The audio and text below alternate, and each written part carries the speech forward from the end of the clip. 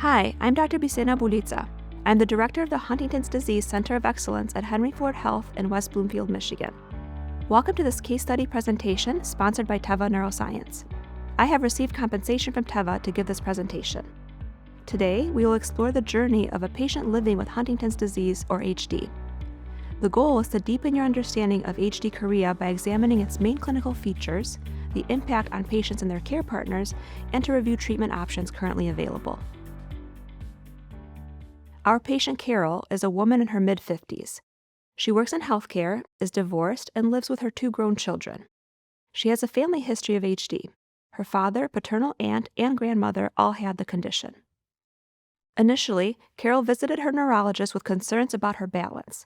Given her family history of HD, she underwent immediate genetic testing that showed 41 CAG repeats in the Huntington gene on chromosome 4.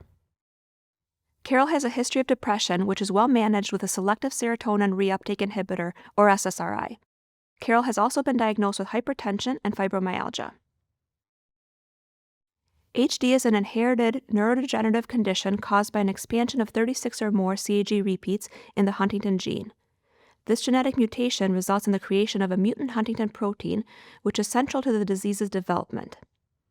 In the United States, there are approximately 41,000 patients with HD, and approximately 200,000 individuals are at risk of developing HD. With 41 CAG repeats, Carol's HD diagnosis was confirmed. To address her balance, she was advised to begin physical therapy. At this time, no additional treatments were suggested.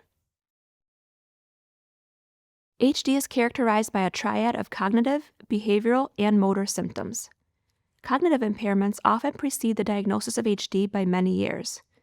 Emotional and behavioral symptoms may vary among individuals over the course of the disease. Over 90% of patients ultimately develop chorea, which is characterized by continuous, involuntary, random jerk-like movements that can occur early on and continue throughout the course of the disease. A year later, Carol returned to her neurologist as her chorea symptoms had worsened. The involuntary movements in her feet were disrupting her gait and causing falls. Tongue movements led to impaired speech and difficulty chewing. Social embarrassment was another concern, as the involuntary movements in her lips and jaws were attracting unwanted attention and reactions from both her family members and strangers. At home, Carol was becoming more dependent on her children, who were helping her manage her finances and assisting with household chores. She noticed that everyday tasks were taking longer to complete and that she required additional time to dress and prepare whenever she needed to go out. Her children raised concerns about her driving, describing it as jerky and unsafe. Chorea, irrespective of its severity, can significantly affect a patient's everyday activities and overall functioning. Those with chorea might struggle with mobility, often necessitating the use of assistive devices like a cane or a walking stick. They may also find it challenging to bathe and dress independently, frequently requiring assistance. Often, tasks like preparing and cooking meals can be difficult, and some patients may need help with taking their medications as prescribed. Care partners often cite chorea as the most impactful symptom of HD. Due to the impact of chorea symptoms on Carol's life, she was prescribed treatment with tetrabenazine 25 milligrams twice daily. At her follow-up appointment 1 month later, there was mild improvement in her chorea symptoms, but Carol was experiencing sedation. To manage this, her dose of tetrabenazine was reduced to 12.5 milligrams twice daily. Carol continued on this lower dose for 6 months, but it was not an adequate dose to manage her chorea symptoms. Furthermore, even on this reduced dose, she continued to experience daytime somnolence. Her tetrabenazine dosage was increased back to 25 milligrams administered once daily at night to reduce the impact of sedation throughout the day. Carol was referred to the Huntington's Disease Society of America Center of Excellence, or HDSA COE, for further management. The HDSA COEs provide a multidisciplinary team approach to care for patients with HD. Patients benefit from expert neurologists who specialize in movement disorders such as Huntington's disease, psychiatrists, social workers, physical therapists, occupational therapists, genetic counselors, and other professionals who have expertise working with patients and families affected by HD. At the HDSA COE, Carol's medical and treatment history was thoroughly examined. The Unified Huntington's Disease Rating Scale, or UHDRS, was used to record her total motor score, or TMS, and her total maximal chorea, or TMC score. The TMS is a 15-item assessment tool designed to evaluate motor symptoms in individuals with HD, examining chorea, dystonia, Parkinsonism, motor performance, oculomotor function, and balance. The ratings can range from 0 to 124. The TMC score, which is a component of the UHDRS TMS, assesses movements across 7 areas of the body, including the face, mouth, trunk, arms, and legs, on a scale from 0 to 4. The total TMC score ranges from 0 to 28, with lower scores indicating less severe chorea. In Carol's assessment, her UHDRS TMS score was 36 and TMC score was 12. Following all assessments, Carol was presented with the option to switch from taking tetrabenazine 25 mg once daily to a once-daily dose of AUSTEDO XR. AUSTEDO XR is a one-pill, once-daily treatment option for adults with chorea associated with HD. Careful consideration should be taken when prescribing due to the increased risk of depression and suicidality in patients. Clinical trials supporting the FDA approval of AUSTEDO were carried out using the twice-daily formulation. The first HD study was a randomized, double-blind, placebo-controlled trial aimed at evaluating the efficacy and safety of AUSTEDO. The treatment period consisted of an 8-week dose titration phase followed by a 4-week maintenance phase. The main measure of efficacy in this trial was the treatment effect of AUSTEDO compared with placebo as determined by changes in the TMC score from baseline through the maintenance period. After 12 weeks, the TMC scores showed an improvement of 4.4 points with AUSTEDO compared with a 1.9-point improvement in the placebo group, reflecting an approximate 40% reduction in chorea severity. Notably, 90% of patients experienced improvement in their movements compared with baseline, with 33% achieving a 6-point or greater improvement, in contrast to just 2% of those treated with placebo. The study also looked at changes in the UHDRS TMS, which showed greater than 2-time reduction in total motor impairment with AUSTEDO versus placebo. Improvements in physical functioning were assessed using the 36-item short-form health survey, or SF-36 physical functioning score. Patients taking AUSTEDO achieved a greater improvement in SF-36 physical functioning scores at 12 weeks versus placebo, and reported improvement in their ability to perform daily activities like walking, bathing, dressing, lifting, moderate to vigorous activities, climbing stairs, and bending, kneeling, or stooping. The most common adverse events in the AUSTEDO group were somnolence, diarrhea, dry mouth, and fatigue. Once patients were titrated to their maintenance dose, these adverse events were no longer reported. 2% of participants taking AUSTEDO withdrew from the study due to side effects. Adverse events of special interest, such as Parkinsonism, akathisia, restlessness, and suicidal ideation, were not reported during the titration phase. During the maintenance phase, they were reported in 4% or fewer patients across both arms. Anxiety was reported in 4% or fewer patients in both arms during the titration and maintenance phases. Now let's look at the results from the open-label extension study that evaluated the long-term safety of AUSTEDO. In this study, which was not placebo-controlled, 119 people with HD chorea received AUSTEDO for about 3 years. This study showed that AUSTEDO maintained chorea improvement of HD over the long term.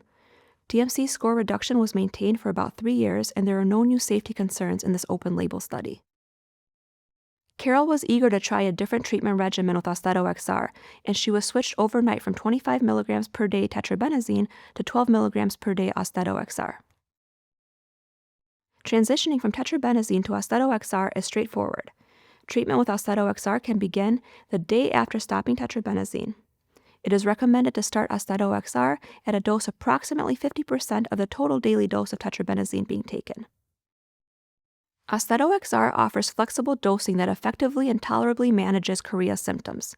This once-daily medication begins with a 12 mg per day dose, increasing by 6 mg per day each week until an effective and tolerable dose is reached.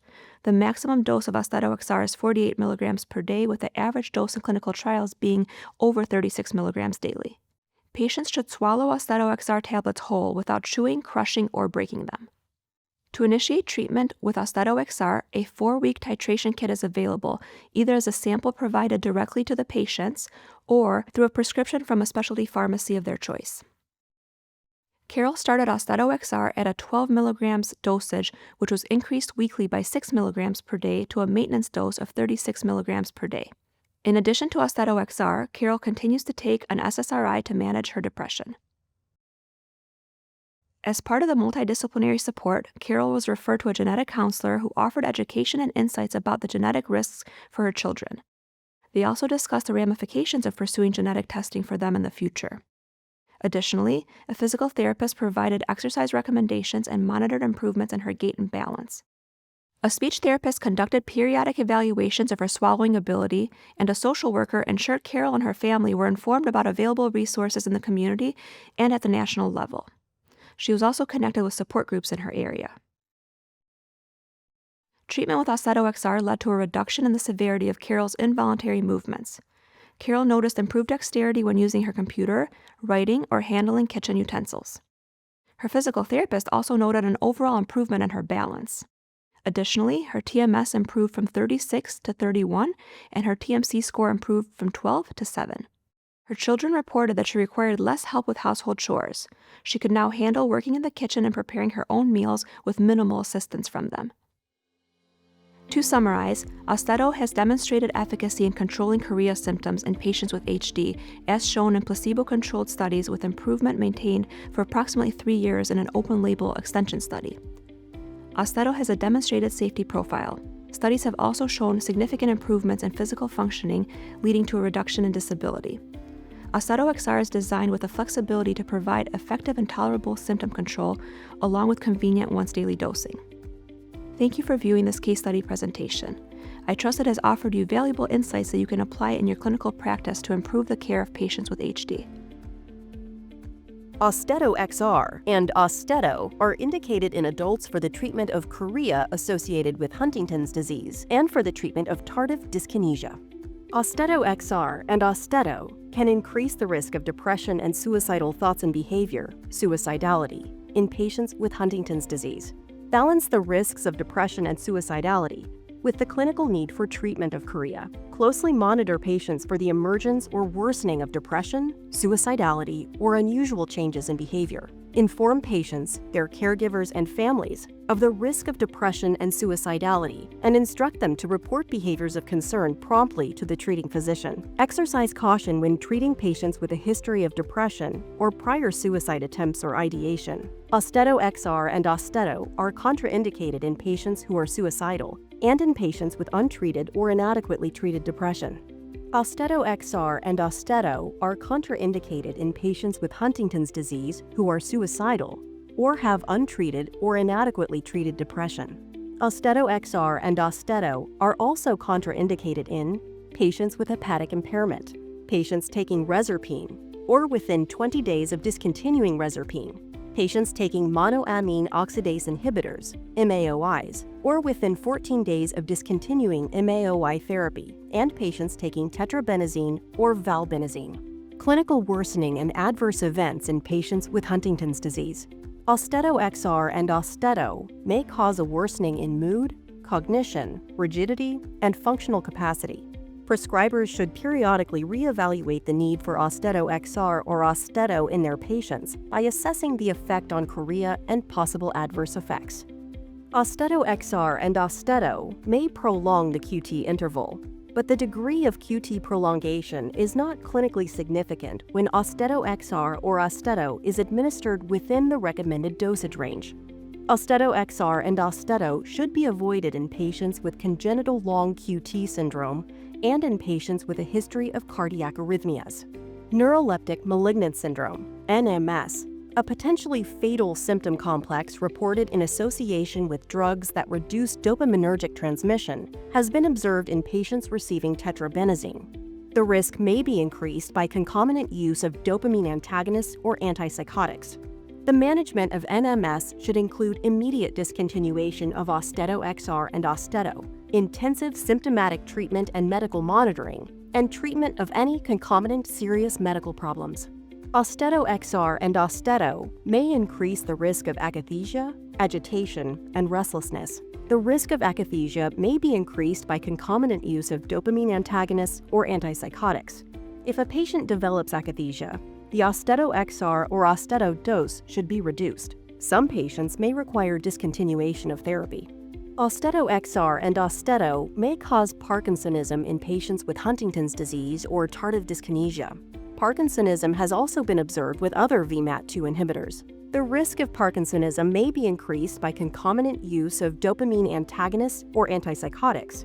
If a patient develops Parkinsonism, the AUSTEDO XR or AUSTEDO dose should be reduced. Some patients may require discontinuation of therapy. Sedation is a common dose-limiting adverse reaction of AUSTEDO XR and AUSTEDO. Patients should not perform activities requiring mental alertness, such as operating a motor vehicle or hazardous machinery, until they are on a maintenance dose of AUSTEDO XR or AUSTEDO and know how the drug affects them. Concomitant use of alcohol or other sedating drugs may have additive effects and worsen sedation and somnolence. Tetrabenazine elevates serum prolactin concentrations in humans. If there is a clinical suspicion of symptomatic hyperprolactinemia, appropriate laboratory testing should be done and consideration should be given to discontinuation of AUSTEDO XR and AUSTEDO.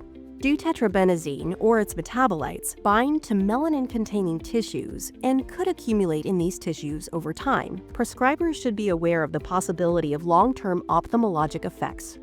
The most common adverse reactions for AUSTEDO, greater than 8% and greater than placebo, in a controlled clinical study in patients with Huntington's disease were somnolence, diarrhea, dry mouth, and fatigue. The most common adverse reactions for AUSTEDO, 4% and greater than placebo, in controlled clinical studies in patients with tardive dyskinesia were nasopharyngitis and insomnia. Adverse reactions with AUSTEDO XR extended-release tablets are expected to be similar to AUSTEDO tablets. Please see full prescribing information, including box warning, at austedohcp.com.